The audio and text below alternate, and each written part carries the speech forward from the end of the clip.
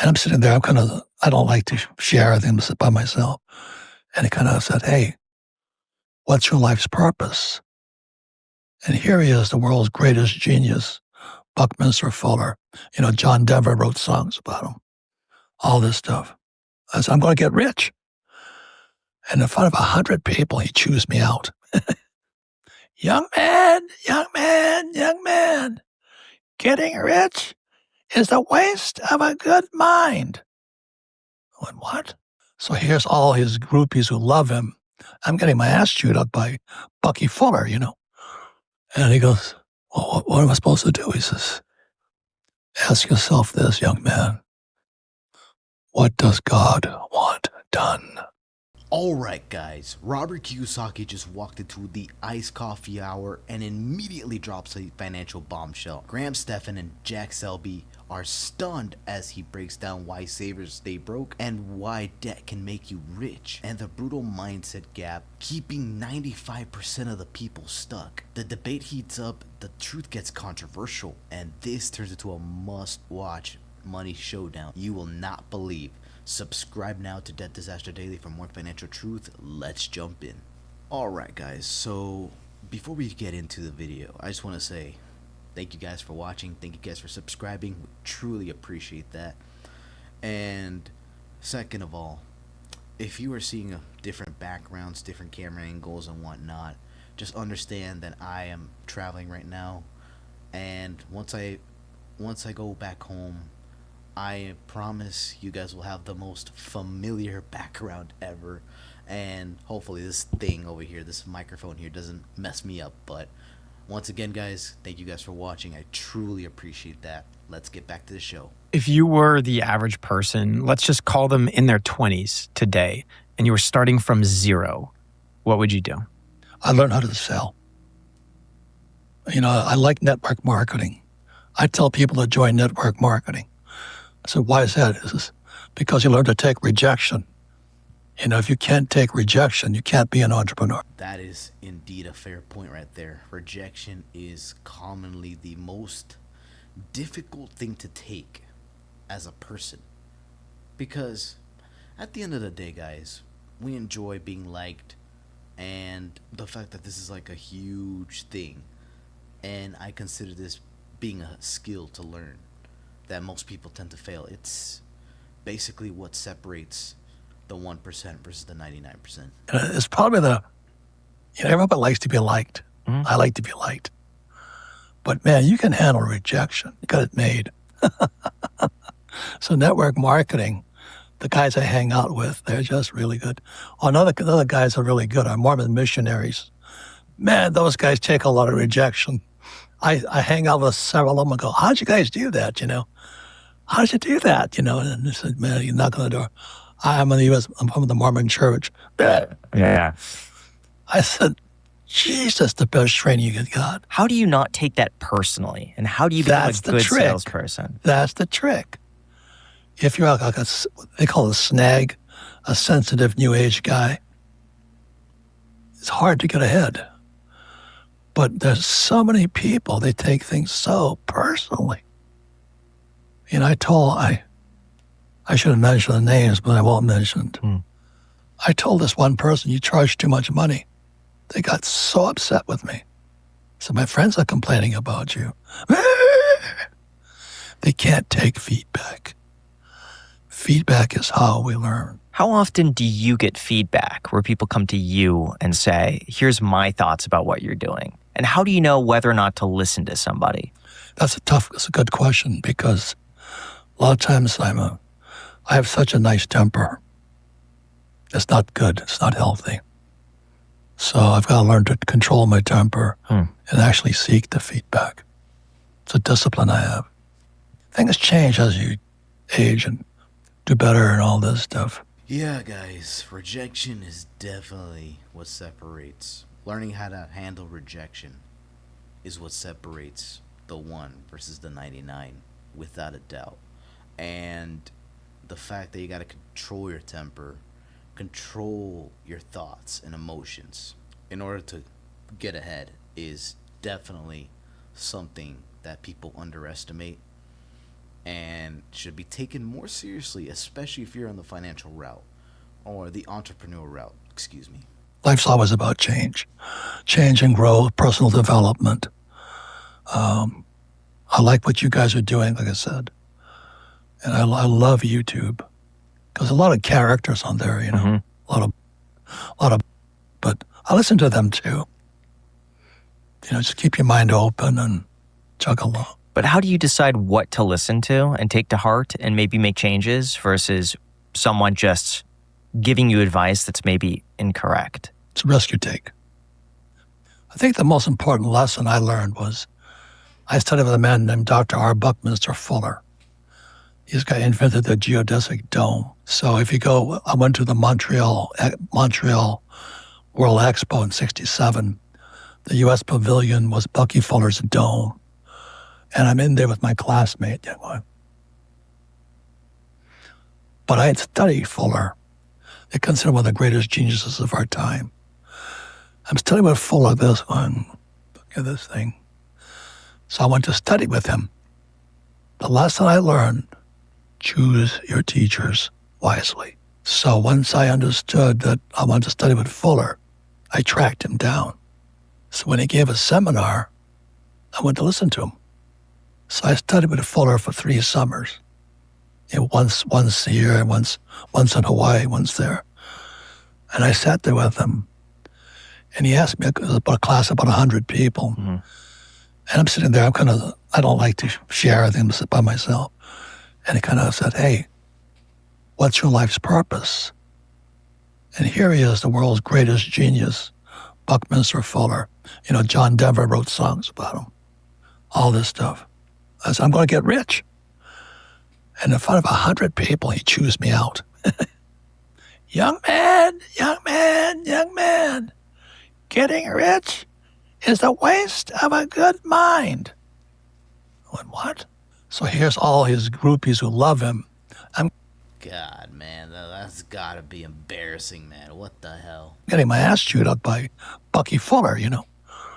And he goes, well, what am I supposed to do? He says, ask yourself this, young man. What does God want done? I said, what? I must say, that is very powerful. I was about to say, like, yo, he's about to get chewed out for wanting to become wealthy, but then he says something like that. It's like, wow. What does God want done? Not what do you want to do? What does God want done? So I'm hurting inside because he chewed me out in front of 100 people. You know, nobody's like get chewed out. But the lesson hit me. It says, what does God want done? So this is in Reno, Nevada, in the mountains. So I left there and I said, what does God want done? I thought about it. And I created my cash flow board game. And I wrote Rich Dad, Poor Dad. Wow. That must have been one powerful seminar despite getting chewed out. Wow. There's no financial education at schools. I think if I was God, that's what I would want. And that was in 96 and 97. And now those board games have gone all over the world. Did you know when you wrote the book that it was going to be a hit? I flunked out of high school twice Yeah. because I can't write. It's not that I can't write. Teachers didn't like what I was writing. But the question I leave for young men like you, what does God want done? You know, you can see it. And for me, I was kind of naturally interested in money. So I naturally studied money. And so when Dave Ramsey says, live debt-free, I said, well, if you understood money, Dave, you know, you stop borrowing money and the economy stops. What are you going to do? And it's interesting how he says this. Well, you guys know I'd also react to Dave Ramsey and whatnot. And he does say live debt-free a lot, which is completely fair because that's the problem. If you understand money, do you really have to live debt-free? Ask yourself that question and then come back in the comments. You know, You couldn't answer the question. When's the last time you changed your mind on something? All the time, all the time. In any significant way, anytime in the past few years or recently? Recently, like going to Zimbabwe. I said there. How did that change your mind, though? I realized I made a promise back in 2002. There's a poem I wrote about it in Rich Dad, Poor Dad by Robert Frost. The woods are lovely, dark and deep, but I have promises to keep, and miles to go before I sleep, and miles to go before I sleep. The title of the poem was The Road Less Traveled. I said, what am I supposed to do? I said, I'm supposed to come back to Zimbabwe and teach. And I said, I get paid $0. But I made a promise to those people in 2002 I'd come back because I have promises to keep. So now my cash flow board game's there. They're teaching everybody. I'm doing 120 games, and they're going to start clubs all around Zimbabwe to teach people money come up because I've kept the promise. I'm going to teach these people or allow them the possibility of learning because they're not going to learn it in school. Yeah. They're one of the richest countries in the world. Used to be called Rhodesia. Now it's Zimbabwe. The biggest financial disaster in history took place there. The Zim dollar. The US dollar's next. So I'm practicing. How do you now define wealth or success now that you have basically all of the money anyone could ever ask for? What does God want done? So you ask yourself that, come to an answer, and then pursue that. What emphasis do you place on legacy? Not much. When I'm dead, that's it. Yeah. You don't have any children. No. What are you going to do with your money? That's going to my ex-wife. She's going to manage it. Now it's going to be a big foundation and all that. But I haven't decided how. That's a project I'm working on now. That's a very important question. What's one daily habit you never will skip? I get up every morning and take, I read, I wouldn't call it spiritual, but the kind of spiritual readings. And I don't just read it, I write it. And I write it 3 times. So it might be a paragraph. Because I studied from Maria Montessori in the Montessori school system, great entrepreneur. She says, what the hand does, the mind remembers. So if I just read spiritual words, when I have to write them, it embeds. So that's one habit. I get up and I basically, not plagiarize them, just, oh, it's a nice passage. I write it 3 times. Cool. And I set the day off with that. Who would you say is the biggest mentor or influence on your life? Buckminster Fuller. The happiest thing about my life is kind of not really religious, but I believe there's a God.